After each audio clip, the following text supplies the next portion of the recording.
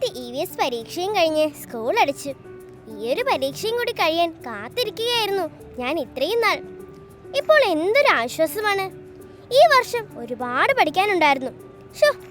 എന്നെ ഒന്ന് പരിചയപ്പെടുത്താൻ ഞാൻ അങ്ങ് മറന്നു.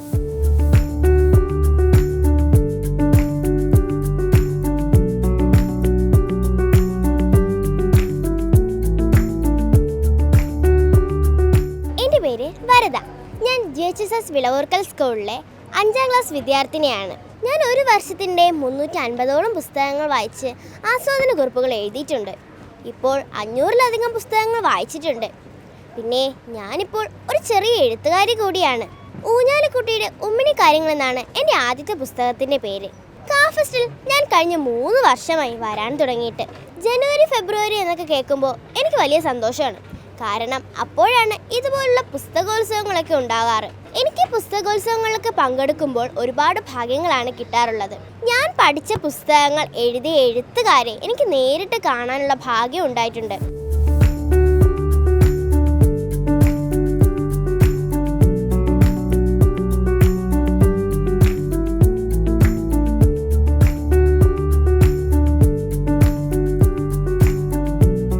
ആദ്യത്തെ എഡിഷനിൽ വന്നപ്പം, അതായത് ഞാൻ ആദ്യമായിട്ട് വന്നപ്പം എനിക്ക് MT സാറിനെ കാണാനൊരു ഭാഗ്യം ഉണ്ടായിട്ടുണ്ടായിരുന്നു.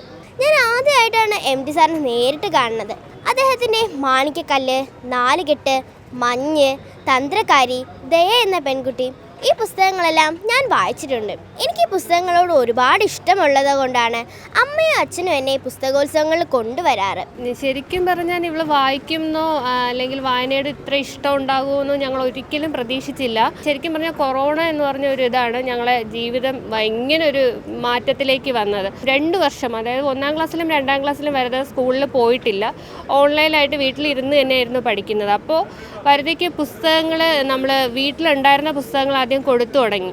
അപ്പോൾ അവളത് വായിക്കുന്നതായിട്ട് ഇൻട്രസ്റ്റ് കാണിച്ചു തുടങ്ങി. പിന്നെ ശ്രദ്ധിച്ചത് പെട്ടെന്ന് വായിച്ച് തീർക്കാൻ തുടങ്ങി. അപ്പോൾ ഞങ്ങൾ പറഞ്ഞൊരു സജഷനാണ്, ഇങ്ങനെ പെട്ടെന്ന് വായിച്ച് തീർക്കാതെ നമ്മളൊരു പുസ്തകത്തെ സമയം എടുത്ത് വായിച്ച് അതിൻ്റെ ആശയങ്ങളൊക്കെ ഒരു പുസ്തകത്തിൽ എഴുതി വെച്ചിട്ട് അങ്ങനെ പതുക്കെ വായിച്ചാൽ മതി, ഇങ്ങനെ ഇത്ര വേഗത്തിൽ വായിക്കേണ്ട എന്ന് പറഞ്ഞിട്ടുണ്ടായിരുന്നു.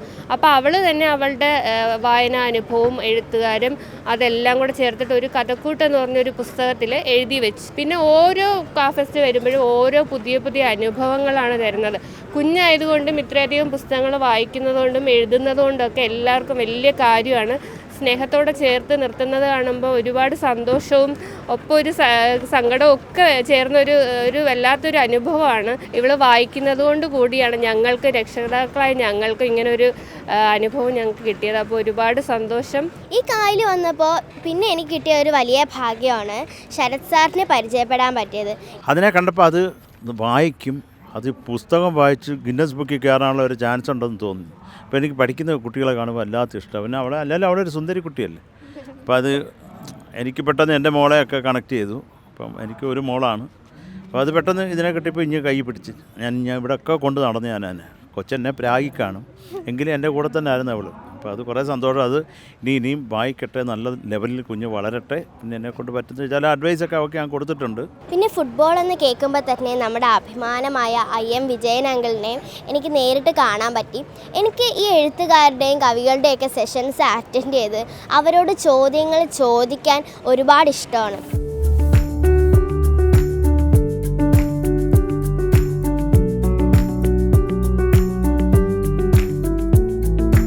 വയനാട് ഉരുൾപൊട്ടലിന് മുന്നേ വയനാട് 3 ദിവസത്തെ ഒരു ട്രിപ്പിനായിട്ട് ഞാനും എൻ്റെ അച്ഛനും എൻ്റെ അമ്മയും പോയിട്ടുണ്ടായിരുന്നു.